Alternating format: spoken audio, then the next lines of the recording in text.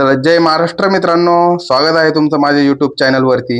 चला आज नवीन रेसिपी बनवूया रसमलाईची एकदम कमी खर्चामध्ये. तर रसमलाई बनवण्यासाठी काय काय पाहिजे हे मी तुम्हाला दाखवतो. चला आता बघूया. हे बघा मित्रांनो, रसमलाई बनवायला मी ब्रेड घेतलेत. ब्रेड राऊंड मध्ये कापून घेतलेत.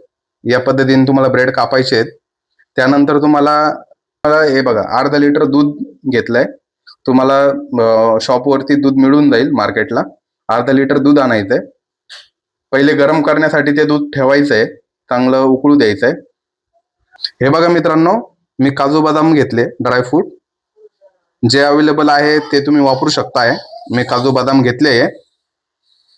आता रसमलाई बनवायला आपण स्टार्ट करूया. हे बघा मित्रांनो, आता मी दूध घेतलंय. आता दूध गरम करायला ठेवलंय. आता या दुधाला चांगलं उकळू द्यायचंय. उकळल्यानंतर त्यामध्ये आपण विलायची, साखर वगैरे टाकून घेऊ. मी तुम्हाला दाखवतो. आधी चांगलं गरम होऊ द्या, उकळू द्या.